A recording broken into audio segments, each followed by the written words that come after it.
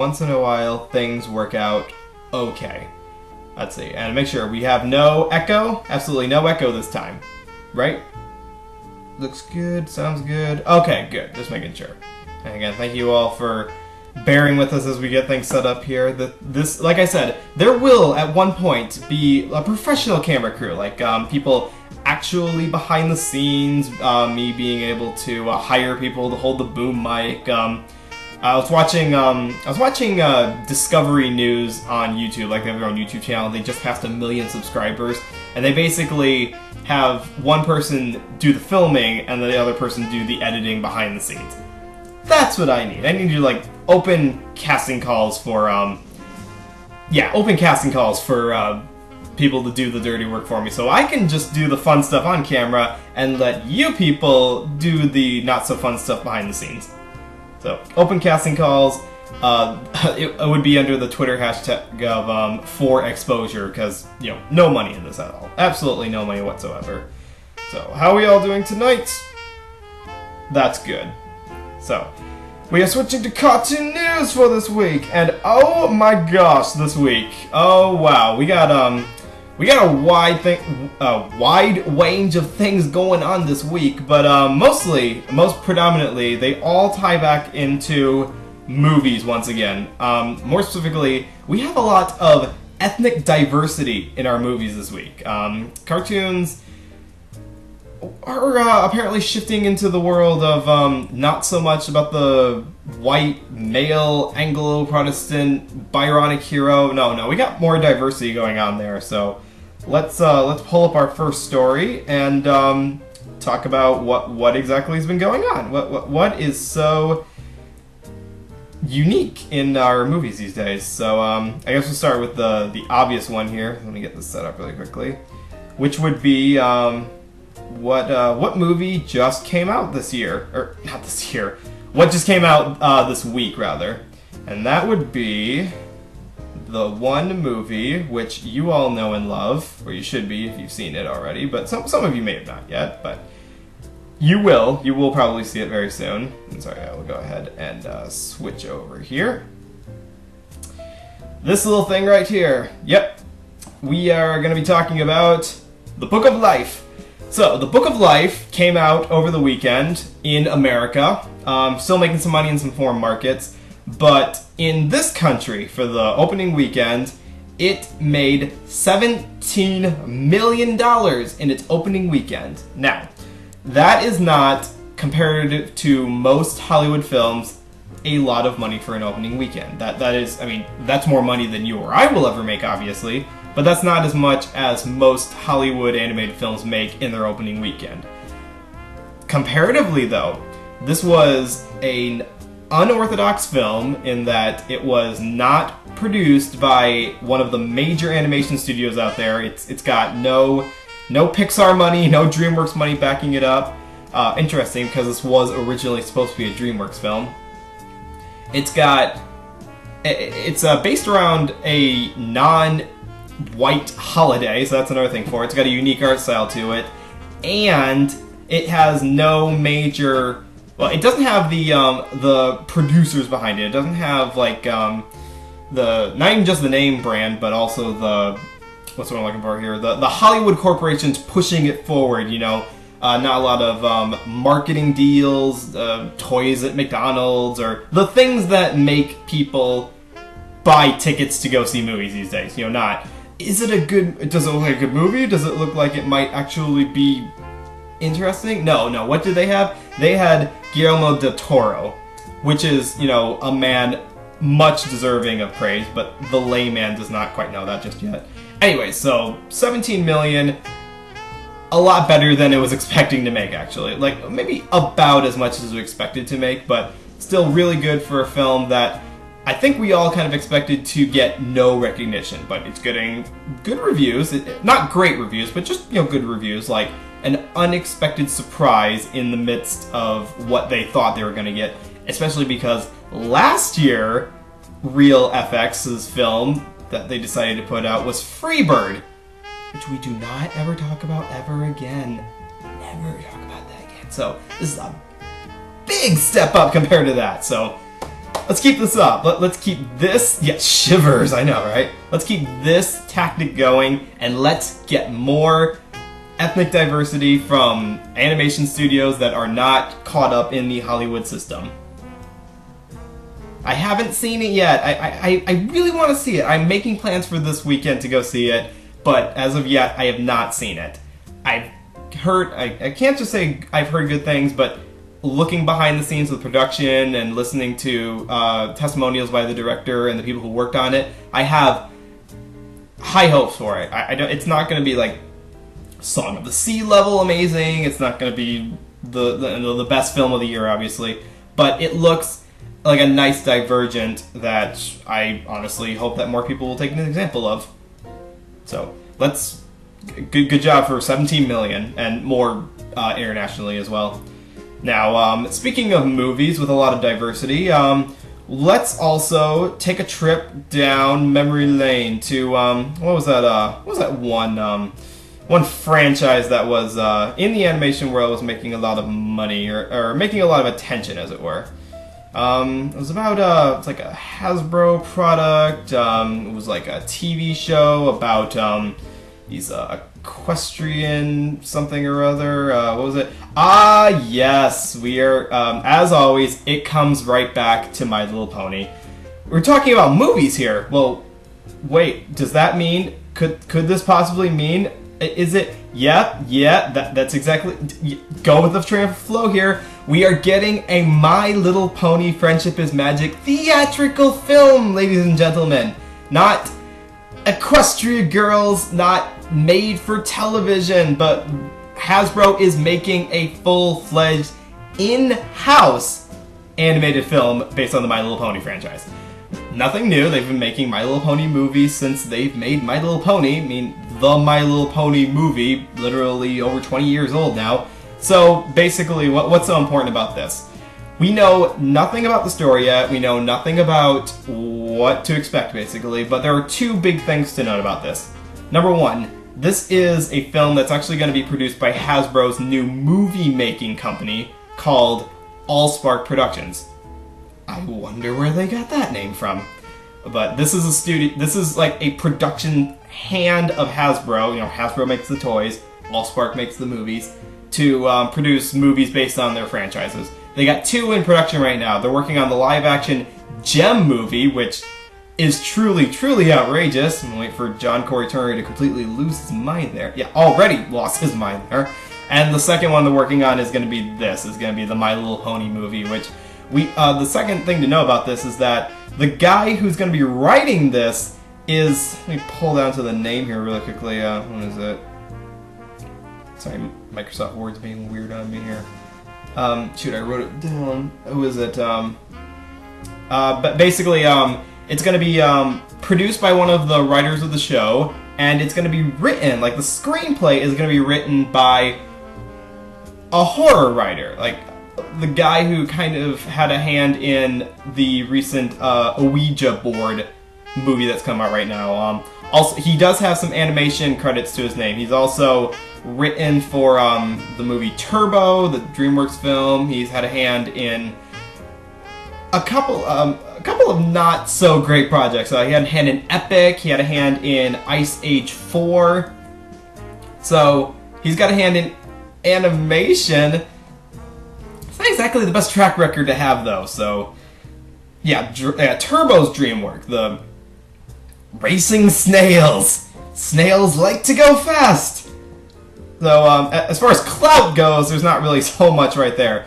But again, this was just announced. Like, we have no pre-production stuff. We have no drafts. We have nothing to work on here. We have just the My Little Pony movie coming out. But we knew this was going to happen. We knew that as soon as the phenomenon of My Little Pony hit back in, that was like 2011, like all the way back in 2011, we knew there was going to be a theatrical film to go with it, because that's what Hasbro, milk that cow, man, milk that cow.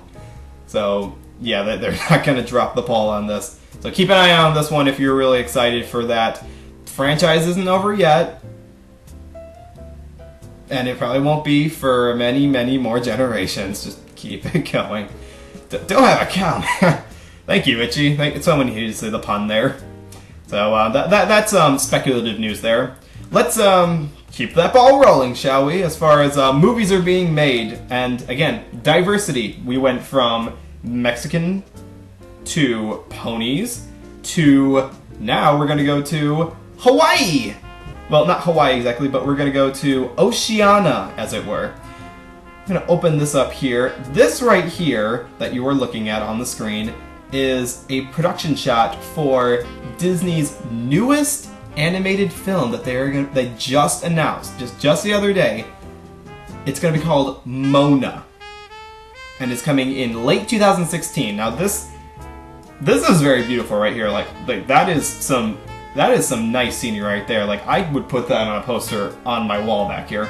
So what's this movie about here? Okay, so this is the newest film that's going to be directed by the wonderful men of Ron Clements and John Musker, who you all know and love because they directed The Little Mermaid, and Aladdin, and Hercules, and Treasure Planet, and The Princess and the Frog, and this film coming up right here. That they've basically been the duo of animators who made movie after movie after movie for the Disney company with mostly success. Like, I know some people harp on Treasure Planet, but I like Treasure Planet. I had no problem with that movie overall. Like, if you hear Treasure Planet in space, you got what you came for. So, this movie that they're working on right now is going to be all CGI, and it's basically going to be about an explorer in the long ago world of Oceana. It's a Voyager, kind of One Piece-esque in that she's looking for an island. It's this mysterious island, as it were. It's a bit of a cliche. It's not a cliche story. It's a very archetypal storyline. The idea of going out on a journey into the sea looking for adventure has been done before. Perhaps the twist on this may just be that it's done by Disney and it's starring a female lead, which is, that's always good. Doesn't even seem to be a princess in this one, actually. She seems to simply be an explorer, so more along the lines of, again, One Piece than anything that we've seen from the Disney company.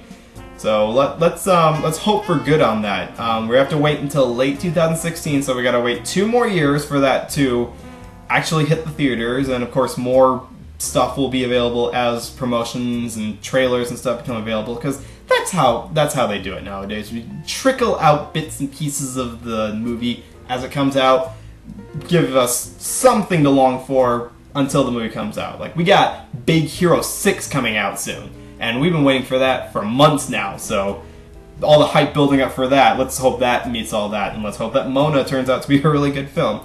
I'm not really sensing anything wrong with this. I'm sensing a lot of potential. Kudos to Disney. Keep it up, man. Keep it up. So again, we went from a lot of diversity in our films. So how can we keep this going? We gotta keep all of our information going here. Even more stuff to talk about here. And this one we actually got some video for. And I'll pull it up here. Here we go. Allow me to reposition the screen really quickly. And this one is an announcement from Pixar. An announcement from Pixar. If you've been following Pixar's development recently, as far as their movies go, we were supposed to have a film called The Good Dinosaur come out this year. Obviously that did not happen because the director, Bob Patterson, was let go of the film. And just this week, Disney released who is going to be directing it now, and it's going to be this gentleman here, not the person drawing here. This guy's name is Peter Sohn. He's going to be directing The Good Dinosaur, and I want you to tell me if, when his face pops up here, if he looks a little familiar to you. Like, just watch. Like, hold on a second. Does that face look a little familiar to you guys? Like, who does that remind you of? That looks a little familiar right there. I will give you all one guess to figure out who... Well, besides the fact that he's Asian, everybody. Like, give me a character who this reminds you of. Okay, you're all fired, I'm sorry. He was the character inspiration for Russell from Up. Like, put the baseball hat on him, like rough the fur up a little bit more. Yeah, the kid from Up. There we go. Thank you. Rob gets 1 point there. But anyways, this guy, who has been with Pixar since Finding Nemo, actually, and he was co-directing The Good Dinosaur. Sorry, The Good Dragon is an entirely different franchise altogether. Is going to be main directing on this one. And that's awesome. That is awesome. We finally have some stability here. So we'll be getting The Good Dinosaur in November 2015. We'll also be getting the Pixar film Inside Out in 2015. So to make up for no new Pixar films this year, we will be getting 2 Pixar films next year. Again, we don't really have a story for what The Good Dinosaur is about. It's been kind of going through development troubles, as evidenced by the pushback of the release date and the firing of the director. But what we do know is, imagine if dinosaurs had continued to exist into the modern age. It was kind of like the idea of like, what would that be like if dinosaurs, these huge, benevolent creatures, were still alive in today's society? I think of the Flintstones originally, but I think they're doing more of a, kind of like a we're back a dinosaur story premise. So I'm glad that they're getting that off the ground, and I'm looking forward to what we do here. Whether or not diversity in the director's ethnicity has anything to do with the quality of the film, well, we have to find out here. He has directed before. Peter Sans directed the Pixar short Partly Cloudy, that one short where the clouds were like giving birth to babies and the storks were passing them off, and this one cloud was like making electric eels and crocodiles, and that's the short that he wrote and directed on his own. So that's indicative of what he can do as a solo director. So if we can bring some of that energy into this film, boom, fireworks, warm feeling. Yeah, and again, that was not a bad short. Not one of my more favorite of the Pixar shorts. For the record, my favorite Pixar short is actually Presto, because, oh my gosh, like, it is a Bugs Bunny cartoon incarnate, but Partly Cloudy was pretty good too. So that, my friends, is what we have as far as Pixar is going. So, again, diversity here in all of our movies. It is a good time to be a minority, is it not? Well, we've been going pretty good so far. Let's end off with not the best news. Well, okay, I take that back. This is entirely acceptable to a certain kind of people, and I'm just gonna let this play as is without saying anything, except I'm gonna be judging it in the back here. So, as far as anime movies go, here's one that apparently someone thought needed to be made.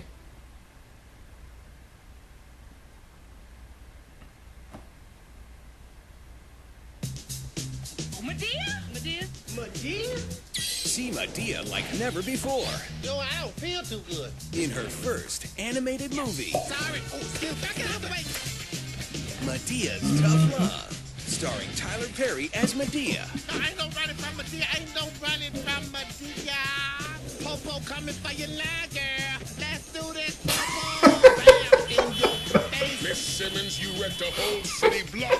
I want you to do some good for this community, guiding the young souls at the Moms Mabley Youth Center. Judge, you crazy. Get it. You can't lie to the Get it. You have to do as the law says. The law, girl. I am the law. Time to set these kids straight, Medea style. I got some charity help. You can do it. Medea.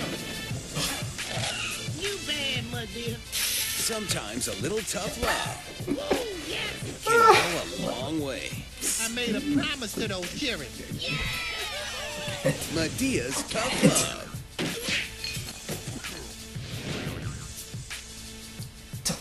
You'll fulfill the rest of your sentence under house arrest. No! So, as if to emphasize that anything can be made into a cartoon these days, we are finally getting the long-awaited Medea movie. Yes, not really the kind of, I mean, I have seen every Tyler Perry movie that has been created. I've seen every Tyler Perry in the Medea franchise, as it were. I've seen all of them. My wife loves Tyler Perry movies, so I've seen all of them. I've seen every bit of Medea there is out there right now, and I'm not a Tyler Perry fan of those kind of movies, but that's only because I don't like he makes the same movie every time, basically. There is always a troubled woman of black minority who is troubled by a man, has to find Jesus and a better man to better her life with shenanigans on the sidelines. That is every single one of the movies. But if I had to... Yeah, always have to go to church. But if I had to say something positive, I have nothing against the character of Medea. I honestly don't. There is humor in there. There's humor in the level of I don't give a care about the world, and I'm gonna act like I'm the goddamn Batman, basically. There is nothing wrong with that at all. So the idea of them turning Medea into an anime movie, there is nothing wrong with that. It is capitalizing on what is critically the best part of Tyler Perry's oeuvre, I suppose. And so this is being made by the same people who actually made a couple of your favorite adult cartoons, as it were. Not those kind of adult cartoons. This was not made by the Japanese. It's made by a company called Bento Box Entertainment, actually. Remember I was talking to you before, remember Bento? Remember? I said that? I am box lunch! Beware! Anyways. So they're making this film, and it's going to be coming out on... it's actually going to be coming out on both DVD and... what's it called? Virtual format in January 2015. And it's going to be directed by the guy who also directed the Ahmed movie, the... what's his name? Dang it. The Jeff Dunham puppet character. And these are also the same guys who made Alan Gregory, and they've worked on Bob's Burgers, and oh, this is the best. They've worked on Brickleberry. High quality right there, right? So, okay, obviously not the resume for people who I would want to be making entertainment or animation of any kind, but in spite of all that, there really is nothing wrong with turning Medea into an animated movie. That is probably the most entertaining part of most movies that Tyler Perry has written / directed / starred in.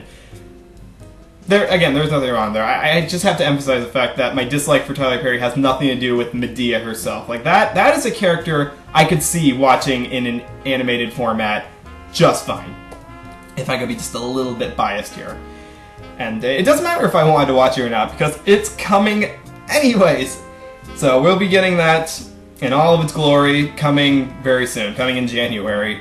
So like I said, we got diversity up the wazoo as far as our films go. Again, we got everywhere. We got the Asians, we got the blacks, we got the Oceana, we even got the ponies. We got the ponies getting their own movies. So it's a great time to be alive, where everyone's equally represented and the animation medium is not just so exclusive to the white people anymore. No, everyone can get in on the craze nowadays. Anyone can get their own cartoon, even if they shouldn't have one to begin with. So much diversity. Well, it's a step. It's a step in the right direction. So make sure that you go see the Book of Life, or at the very least, go see the Box Trolls. Go support your animation, people. They need your money. Just shut up and take my money. And let's hope for more diversity, or not so much diversity. Let's hope for more to choose from. Let's hope that Animation Buffet opens up more selections, because more people are allowed to get in the game and widen the scope of what we can have. Because that is what animation is all about.